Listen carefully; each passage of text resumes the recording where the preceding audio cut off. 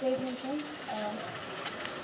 I just wanted to give some updates that I got from the people out there in Kerala who visited Jisha's house. So they were saying, as we all know, there are no clues about the culprits till now. All the media are saying there are no clue. The police are not giving away any information that they've got about the culprits. Today there are two suspects who were arrested, whose names were talked about, or whose names were revealed by her mother and sister, like soon after her death. But the police did not take any action, or they did not respond to it. So the neighboring houses that they visited, they were also revealing certain facts that the family, Jisha's family, has always been, isolated and ostracized from the entire neighboring houses. And this particular neighbor, who is the suspect and who's been in the custody now, the family was against them staying in front of their house. This noble Christian family have always haunted them or threatened them that they have to move away from there because it's right in front of their house, and it's a bad omen for them to see Dalits in front of their house and in front of their vicinity as such. And also Jisha's family they filed certain petitions in the police stations before, it seems, because they were facing continuously the neighboring people were continuously they were actually coming and disturbing them in the night, because how it is to how difficult it is to stay two women in a house, and and that too they are Dalits. So there are these things which has to be talked about. Still, the media is not talking about it, and then there are rumors spreading about her mother, that she is not mentally stable, and then Jisha was not so good in academics, and all that is being spread now.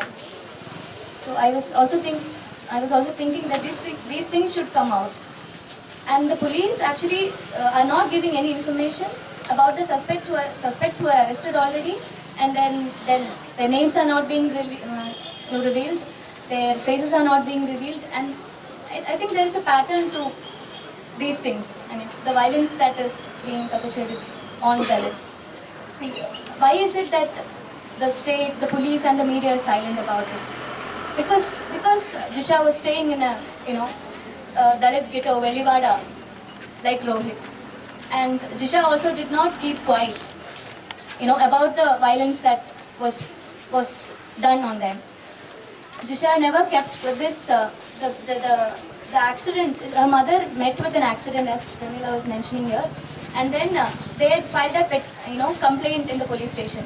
And these people, the neighbors were coming and asking them to settle it outside the police station. But Jisha never compromised. She said, "We are going ahead with the complaint. We'll fight it."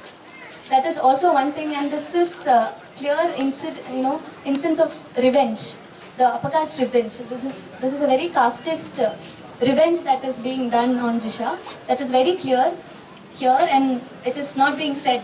That is the thing. And then I think the struggle that we are doing here in front of Velivada, Justice for Rohit, should come out, should go out of the universities to the Velivadas across the country.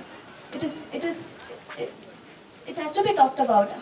What is the situation? What is the everyday struggle and the resistance that the women in Velivada are going through every day? That has to be thought about. And I think this is another thing that we have to notice is that her body was cremated without the permission of her mother, like they did with Rohit. When they visited her in the hospital, she was crying, saying that I was not informed that my permission was not asked. I was not asked whether my daughter's body has to be cremated. Same thing happened with Rohit. So nobody knows what happened, who has done the procedures, who has witnessed it, who has signed it. Nothing is clear about. And then the body was soon after the postmortem, the body was grabbed away from her mother, and it was cremated without her permission.